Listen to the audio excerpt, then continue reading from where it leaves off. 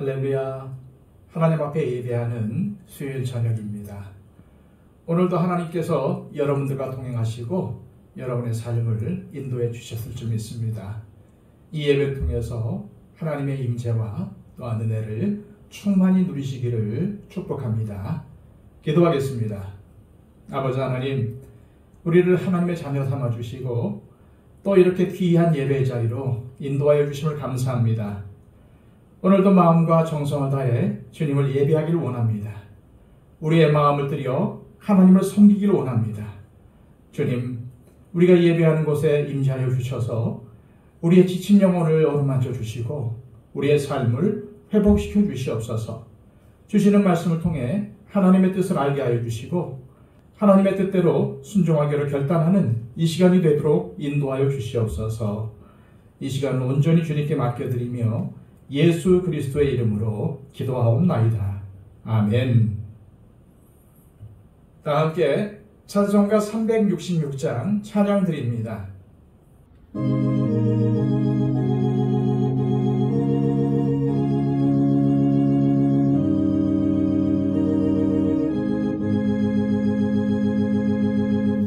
어두운 내는 밝히사 진리를 보게 하소서.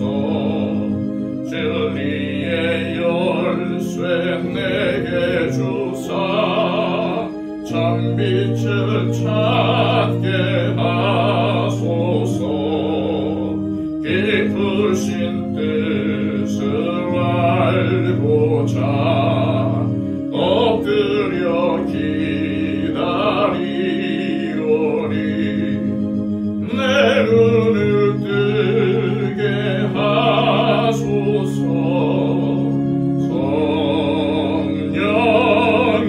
성령이여 막혀진 내 귀 여시사 주님의 귀한 음성을 이 귀로 밝히 들을 때에 내 기쁨 한량 없겠네.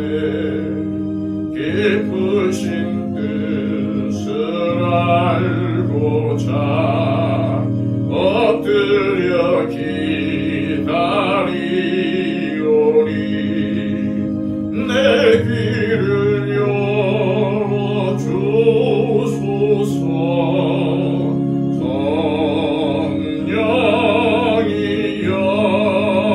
성령이여 옹해진 내 입 여시사 복음을 널리 전하고 차가운 내 맘 녹여주사 사랑을 하게 하소서. 깊으신 뜻을 알고자 엎드려 기다리오니 내 입을 열어주소서.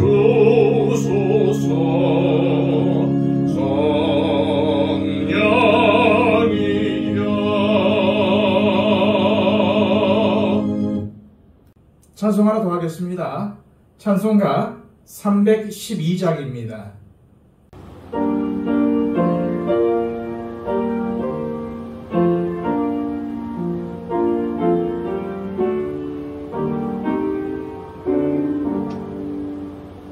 너 하나님께 이끌리어 일평생 주만 바라면 너 어려울 때 힘 주시고 언제나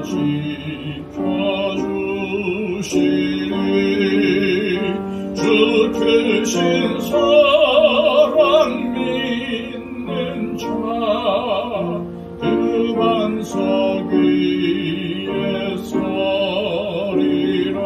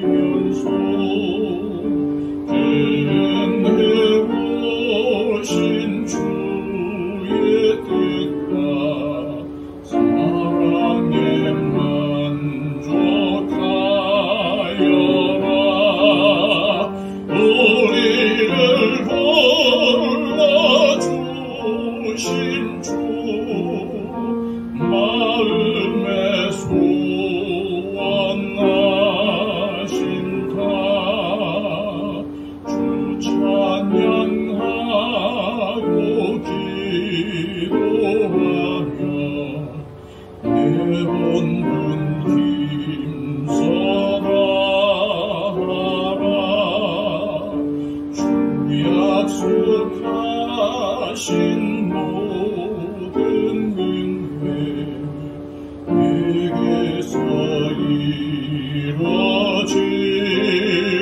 이루어지리라. 참되어 의지하는 자 주께서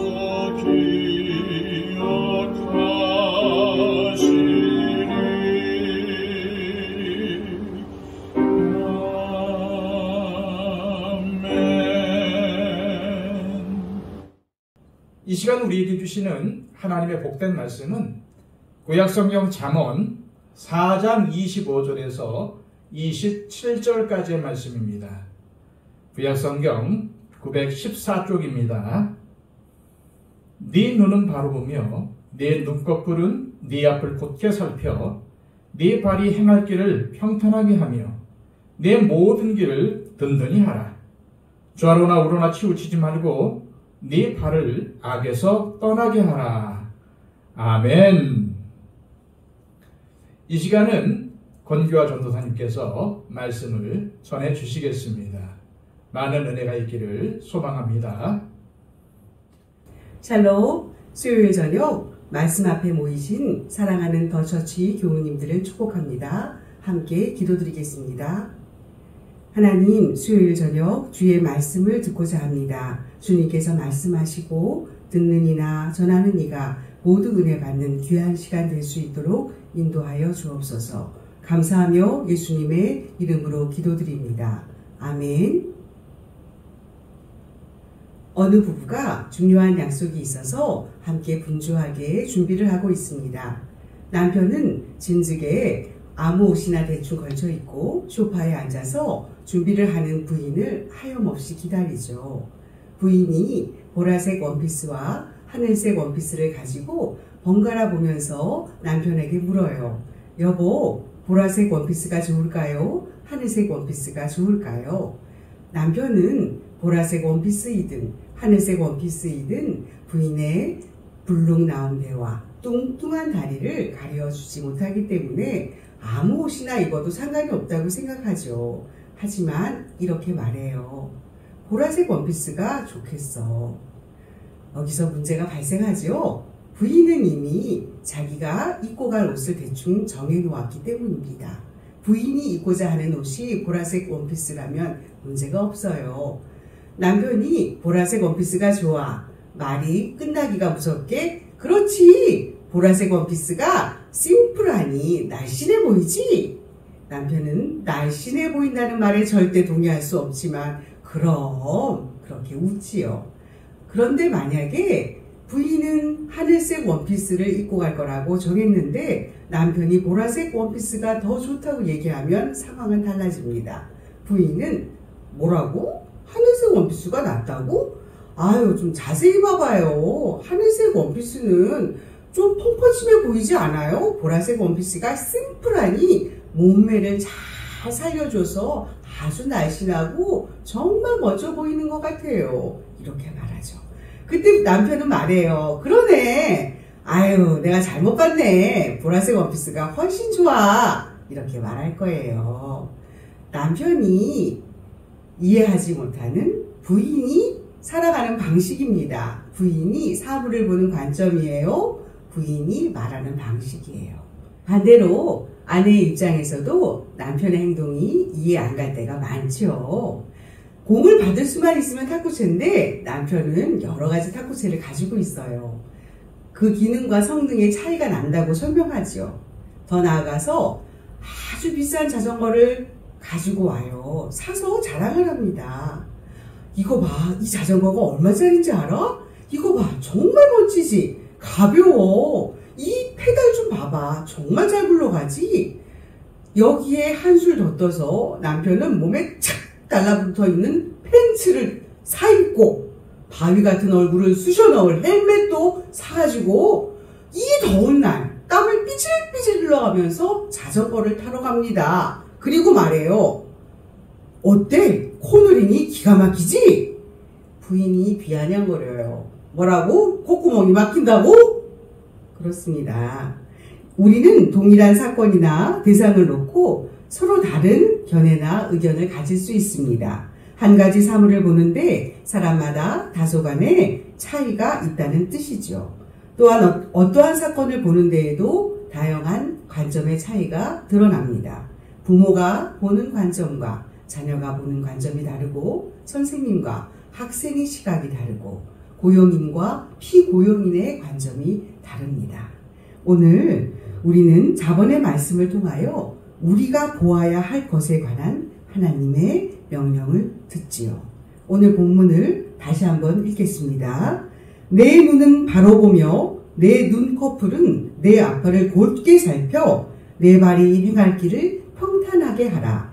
내 모든 길을 든든히 하라. 좌로나 우로나 치우치지 말고 내 발을 악에서 떠나게 하라. 25절에 내 눈은 바로 보며 내 앞을 곧게 살펴를 현대인의 성경은 이렇게 번역하고 있어요. 너는 앞만 바라보고 시선을 다른 곳에 돌리지 말라 라고 번역했어요. 새 번역은 눈으로는 앞만 똑바로 보고 시선은 앞으로만 곧게 두어라, 이렇게 번역하고 있습니다. 그런데 여기서 가장 중요한 것은 이러한 권면의 말씀을 주시는 대상인 내가 누구냐라는 것에 관한 점입니다. 잠언 4장은 내 아들아 라고 시작하는 아들을 향한 아버지의 권면의 말씀이죠. 그러므로 우리는 이 권면의 말씀을 주시는 하나님이 나를 어떤 눈으로 바라보고 있는가, 그것을 먼저 기억하여야 할 것입니다. 우리가 주목할 것은 하나님의 눈입니다. 하나님이 나를 바라보시는 눈이죠.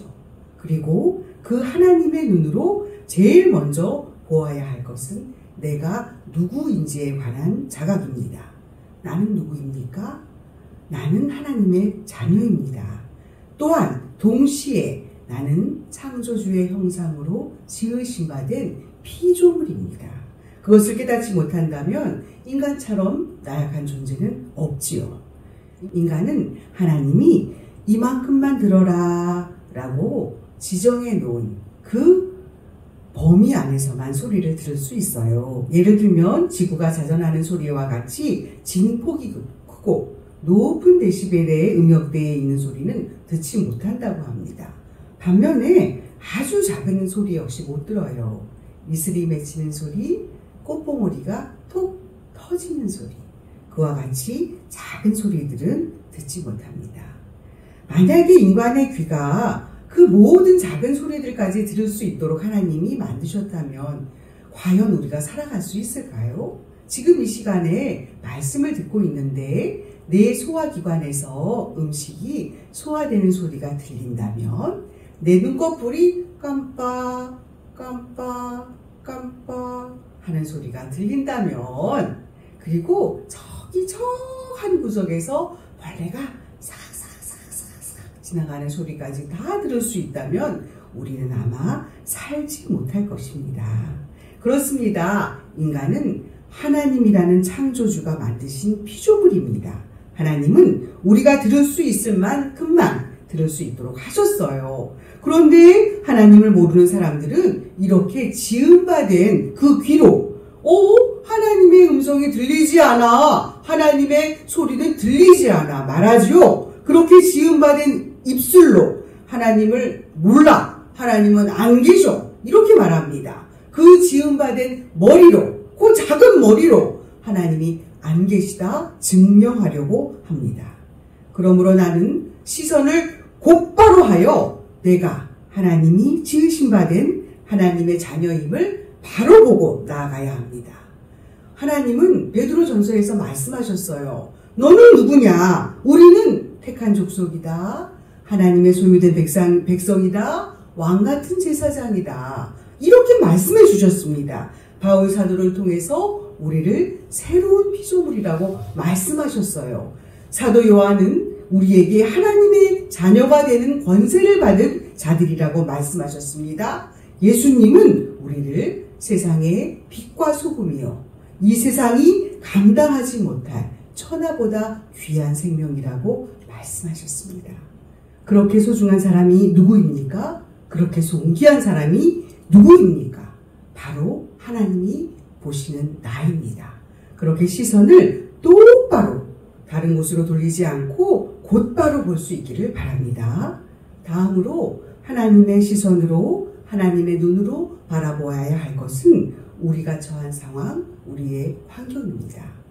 본문 25절 하반절은 내 눈꺼풀은 내 앞을 곧게 살펴 라고 권면하고 있어요. 우리가 앞을 곧게 살핀다는 것은 우리의 상황과 우리의 환경을 보는 눈을 바로 가지라는 뜻이죠. 내가 처한 삶의 정황과 내가 살고 있는 환경 또한 하나님의 눈으로 바라보아야 한다는 말씀입니다. 민수기 13장을 보면 하나님의 눈으로 바라보는 사람들에 관한 적절한 예가 나옵니다. 이스라엘 백성들이 가나안을 향해 진군하여 요단강 이편에서 각 지파에서 한 명씩 전탐꾼을 뽑아서 그들의 환경을 보고하도록 되어 있었어요. 10명의 정탐꾼들의 보고는 상당히 절망적이었습니다. 민수기 13장 32절로 33절에는 10 정탐꾼들의 보고를 기록하고 있습니다. 함께 읽어보시겠습니다. 이스라엘 자손 앞에서 그 정탐한 땅을 악평하여 이르되 우리가 두루다니며 정탐한 땅은 그 거주민을 삼키는 땅이요 거기서 본 모든 백성은 신장이 장대한 자들이며 거기서 네피림 후손인 아낙 자손의 거인들을 보았나니 우리는 스스로 보기에도 메뚜기 같으니 그들이 보기에도 그와 같았을 것이니라. 10 정탐꾼들의 보고는 가나안 땅을 인간의 눈으로만 보았던 것이죠. 가나안 땅은 하나님이 주시겠다 약속하신 땅입니다. 그 약속의 땅을 바라보면서 인간을 삼키는 땅이라고 보고했습니다. 그곳에 거대한 아낙 자손의 후손 같은 그들을 보면서 우리를 메뚜기와 같다고 표현했어요. 이 말은 무엇입니까? 브라운관에서 멋진 미남 배우가 열심히 연기를 하는 모습을 보다가 남편을 보면 오징어 같아 보이죠. 아이돌들이 춤을 현란하게 궁둥이를 흔들면서 춤을 춥니다. 그러다가 저를 보면 꼭 살찐 참새와 같겠죠. 바로 이와 같은 것입니다. 그들이 보기에 아낙 자손의 후손과 같은 그곳에 거주하는 그 거민들은 우리를 봤을 때 메뚜기같이 보였을 것이다. 이렇게 이야기한 거예요. 그들의 눈꺼풀이 욕심에 덮이고 불신앙에 덮여서 환경을 곱게 살피지 못했기 때문입니다. 하지만 2명의 정탐꾼 여호수아와 갈렙의 보고는 이것과는 굉장히 다른 설명을 하고 있습니다. 그들은 민수기 14장 7절로 9절에서 이렇게 보고했어요. 주님의 말씀을 함께 읽겠습니다. 이스라엘 자손의 온 회중에게 말하여 이르되 우리가 두루다니며 정탐한 땅은 심히 아름다운 땅이라. 여호와께서 우리를 기뻐하시면 우리를 그 땅으로 인도하여 들이시고 그 땅을 우리에게 주시리라. 이는 과연 젖과 꿀이 흐르는 땅이니라. 다만 여호와를 거역하지는 말라. 또 그 땅 백성을 두려워하지 말라. 그들은 우리의 먹이라. 그들의 보호자는 그들에게서 떠났고 여호와는 우리와 함께 하시느니라. 그들을 두려워하지 말라. 여호수아와 갈렙은 하나님 함께 하시겠다는, 그들의 보호자는 그들에게서 떠났고 우리의 하나님은 우리와 함께 하시겠다는, 그 하나님이 그 땅을 주시겠다라고 하는 약속을 붙잡았습니다. 하나님의 눈으로 하나님이 주시리라 약속하신 가나안 땅을 보았던 것입니다. 그들의 눈꺼풀은 그들의 앞을 곱게 살필 줄 알았던 것입니다. 하지만 하나님의 눈으로 보지 않고 인간적인 판단으로 환경을 바라본 10 정탐꾼들의 보고는 온 이스라엘 백성들을 부정적인 방향으로, 그들의 시각을 부정적인 방향으로 돌려놓았습니다. 두려움에 떨게 했습니다. 결국 그들은 하나님이 주시고자 약속했던 축복의 땅 가나안 땅에 들어가지 못하고 광야에서 방황하다가 죽어야만 했습니다. 눈꺼풀을 곱게 하여 하나님의 시각으로 가나안을 보았던 믿음의 사람 여호수아와 갈렙은 가나안을 정복하고 그곳에서 기업을 얻었습니다. 우리도 가나안 땅을 바라보고 그냥 있어야만 하겠습니까? 가나안 땅을 보다가 죽어야만 하겠습니까? 약속의 땅에 들어가야 합니다. 가나안 땅에 들어가 그곳에서 주시는 하나님의 복을 받아 누려야만 할 것입니다. 이러한 복을 누리시는 우리 모두가 될 수 있기를 바랍니다. 마지막으로 우리는 우리의 행할 길을 평탄케 하기 위하여 우리의 모든 길을 든든히 하기 위하여 좌로나 우로나 치우치지 말고 악에서 떠나야 합니다. 평탄케 하다라고 번역된 히브리어 파라스는 헤아리다 라는 원어의 뜻을 가지고 있습니다. 행동에 대한 신중한 판단을 의미하지요. 또한 든든히 하다라고 번역된 히브리어 쿠는 방해가 되는 장애물을 제거하는 행동을 뜻합니다. 우리가 길을 갈 때에 무엇을 하는 것에 있어서 신중히 헤아리고 심사숙고해야 하고 그리고 방해가 되는 것들은 제거해야 한다는 것을 의미합니다. 마지막으로 27절 우편으로나 좌편으로나 치우치지 말고 내 발을 악에서 떠나게 하라. 사람의 발걸음이 좌편이나 우편이나 한쪽으로 치우치지 않았다는 것은 죄의 유혹에 빠져 있지 않고 하나님 앞에서 경건하고 선한 삶을 살고 있다는 것을 뜻합니다. 하나님은 이 자리에 있는 우리 모두에게 내 모든 길을 든든히 하라. 좌로나 우로나 치우치지 말고 내 발을 악에서 떠나게 하라. 말씀하십니다. 여기서 하나님의 명령은 이것입니다. 악에서 떠나라. 때때로 우리가 신앙생활을 할 때 내 삶을 향한 하나님의 요구와 명령이 너무나 무겁게 느껴질 때가 있고 이것은 도무지 감당하기 힘든 것이야. 이렇게 다가올 때도 있습니다. 지금 나의 현실에서 도저히 감당할 수 없을 것 같은 요구들을 하나님이 하실 때가 있죠.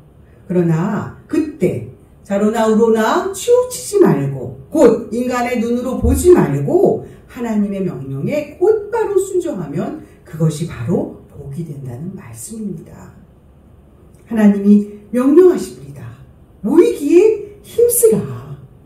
그러면 그 명령에 순종하기 위해서 우리는 마땅히 교회의 공적 예배에 다 참여하도록 애쓰고 힘써야 마땅합니다. 그것이 순종입니다. 그것이 악에서 떠나는 것입니다. 때를 얻든지 못 얻든지 복음을 전해라. 내 입술을 열어서 그분이 듣던 그분이 지금은 듣지 않던 나는 입술을 열어 그에게 복음을 전해야 하는 것입니다. 여기 자신이 처한 형편과 상황이 말할 수 없이 어려운 가운데에서도 하나님의 눈으로 바로 보고 곧게 살펴 악에서 떠남으로 하나님의 명령에 순종한 정말 기적과 같은 사람들의 이야기가 있습니다. 이 이야기는 아주 오래전 저기 멀리에 사는 사람들, 신화화된 믿음의 위인들의 이야기가 아닙니다. 몇 해 전 바로 우리와 함께 살아 숨쉬는 이 시대에 이 세대에 살고 있는 얼마 떨어져 있지 않은 곳에 살고 있는 사람들의 이야기입니다. 그들의 신앙의 사건입니다. 크리스찬 포스트지는 2017년 혹은 2018년 정도 되는 그 시기에 6월 11일자 신문에 감옥에 갇혀 있는 기독교를 믿기 시작한 중국인들에 관한 이야기들을 보도했어요. 이 밑으로는 기사에 실린 내용인데요. 여러분, 뉴스의 보도를 듣는다고 생각하시면서 눈을 감고 들려지는 내용에 따라서 상상하시면서 하나님이 하신 일들을 우리가 묵상하기 원합니다. 자, 이제 눈을 감으시죠. 눈을 감으셨나요? 하나님이 하신 일입니다. 미국 뉴호프 크리스찬 펠로우십 처치의 웨인 코데이로 목사는 최근 떠난 중국 선교여행에서 겪은 경험들을 설교 시간에 나누었습니다. 목사님은 후난성의 한 장소에서 중국 기독교인 리더십 훈련을 진행하였는데 그곳에 참여하기 위해 어떤 분들은 13시간이나 기차를 타고 와야 했고 참석한 22명 중 18명은 기독교 신앙 때문에 감옥에 다녀온 분들이었습니다. 설교 중 코데리오 목사는 우리가 지금 만약 잡히면 어떻게 되나요? 물었고 사람들은 당신은 24시간 내에 추방될 것이고 우리들은 3년 동안 감옥에 있어야 합니다. 라고 답했다고 하죠. 성경 공부를 시작할 때 목사님은 15권만 성경을 가지고 왔기 때문에 7명은 성경 없이 참여해야 했습니다. 베드로후서 1장을 읽자고 하자 한 여성이 자신이 갖고 있던 성경을 찾지 않고 옆에 있던 사람에게 넘겨주었습니다. 그리고 사람들이 함께 성경을 읽기 시작하자 목사님은 왜 그 여성이 자신의 성경을 옆 사람에게 건너주었는지 알 수 있었다고 합니다. 그녀는 바로 베드로후서를 다 암송하고 있었던 것입니다. 후대로 목사는 성경 공부가 끝나고 휴식 시간에 그녀에게 찾아가서 성경을 암송하고 있더군요 말했어요. 그러자 그녀는 감옥에서는 시간이 많으니까요 라고 말했다고 합니다. 성경을 압수하지 않느냐고 묻자 성경은 압수하지만 작은 종이들까지는 찾아내지 못하여 그녀는 종이에 써진 성경을 몰래 반입해 빼앗기기 전에 빨리 암송해 버린다고 했습니다. 이렇게 해서 성경 전권을 암송한 것입니다. 그러면서 이 여성분은 마음에 숨겨진 것은 압수할 수 없습니다 라고 덧붙였다고 하지요. 3일간의 훈련이 끝난 후 한 분이 오셔서 코데이로 목사에게 자신도 언젠가 미국의 기독교인들처럼 될 수 있도록 기도해달라고 부탁했습니다. 그러자 목사님은 말하죠. 그렇게 하지 않을 것입니다. 여러분들은 여기 오기 위해 13시간이나 기차를 타고 왔는데 미국에서는 차로 1시간만 걸려도 오지 않아요. 여러분들은 마룻바닥에 3일 동안이나 앉아 있었는데 미국에서는 40분 이상 앉아 있으려 하지 않아요. 미국에서는 푹신한 의자와 에어컨이 없으면 사람들이 들어오지 않아요. 미국 기독교인의 가정에는 평균 2권의 성경을 가지고 있지만 읽지도 않죠.